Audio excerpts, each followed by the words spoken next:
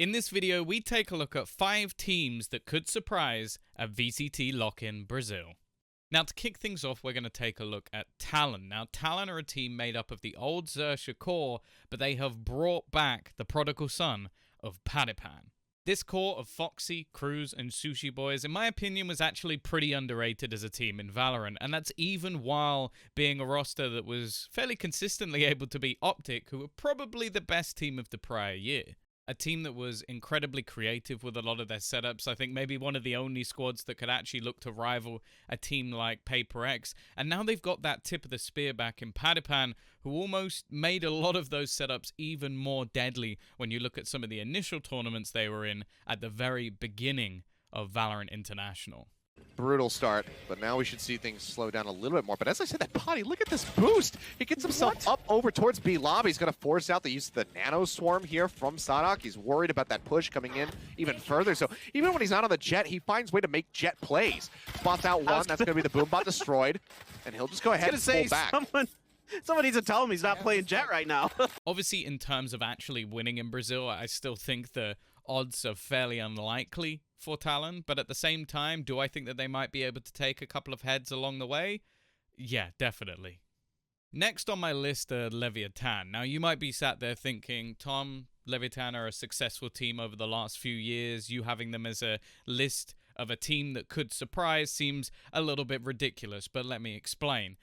The reason they're on my list is because I actually think they could be a challenger for the entire title. Looking at the sort of changes that have been made throughout the entire scene, they come in with not only incredibly strong core, but also some upgrades. The advantage now for Lau. The spike recovered, but look who's behind. It's Kaznit again! 4 kills, and he's dropped the spike. Now only less to deal with, and he knows that he's around this area. He knows that he's moved here earlier. And with those 2 kills, Tom, he's still got a nade online. 7 bullets and full HP. And that's right in front of him. There it is! An ace from Kaznit. This guy just doesn't stop. They took, in my opinion, the best pieces of crew in Mazzino and Kaznit, incredible amounts of firepower, brought them into a core that had players like Takolia and Shy, and even looking at some of the sort of potential 6 members of this team, it's very hard to actually work out who becomes that final piece of the puzzle. So, honestly, I think the upgrades that they have made have been fantastic, and now it's just whether or not everything works together in real life as it does on paper.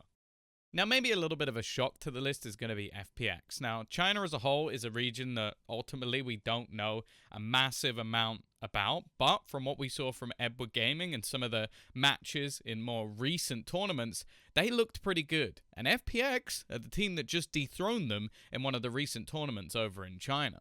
I think it's clear to see that China as a whole is going to grow massively over the next couple of years, with the game recently being greenlit to be released properly. But from some of the teams that we have at the moment, I think there's just a clear difference in some of the styles. Like, from watching a small amount of the FPX in general, they're very aggressive in how they like to play versus teams. And I'll be honest with you, I think that might catch a few off guard.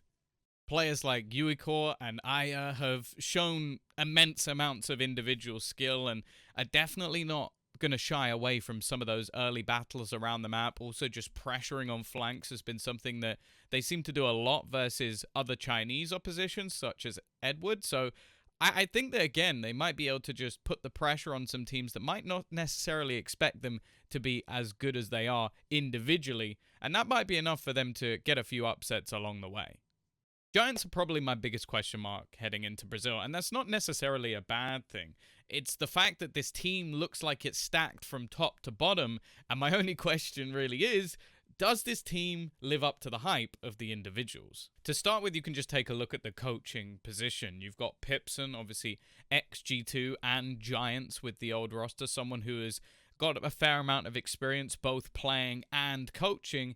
And again, if you then look at the sort of individuals in every single role within the team, on their old rosters, a lot of them were superstars. Cloud in particular, I think, is one that many teams had their eye on going into this recent roster shuffle. And he's someone I think Giants are quite lucky to have on their team. A brilliant player when it came to the old Na'Vi roster, someone who could flex onto Initiator and also play a mean duelist. And I haven't even mentioned someone like Nukia yet, who at a time in EMEA was easily one of the top 5 players within the entire region.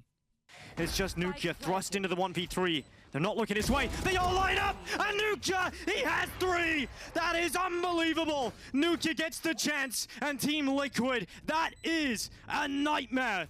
My only real worry within this team is the IGL position, and it's not because of doubts I have with Rhyme, who's someone who has, again, a decent amount of experience in the scene. It's more so managing the amount of personalities we currently have within this Giants roster.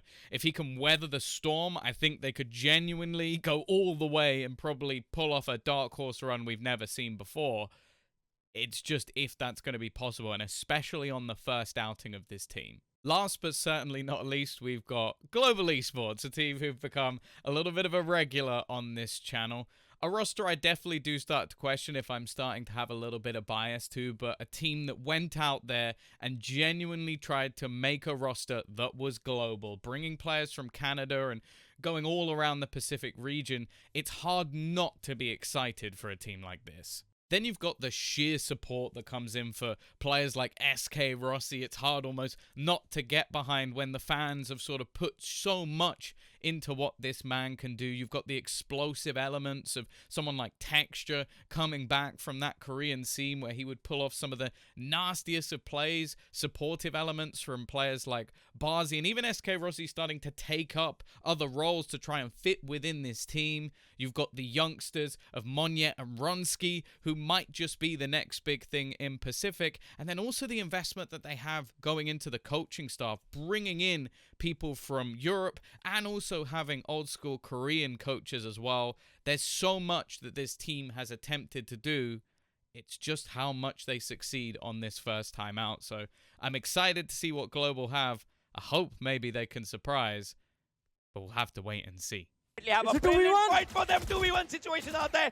SK Rossi, 1 bullet right now. He will have to dream quick as he is just there. It takes 1 man down in that 1 bullet. And अब उनको classic का इस्तेमाल करना पड़ेगा. Flows well, don't fake, but this time he will have to just stick to a half defuse. 5 HP 5 HP per SK Rossi.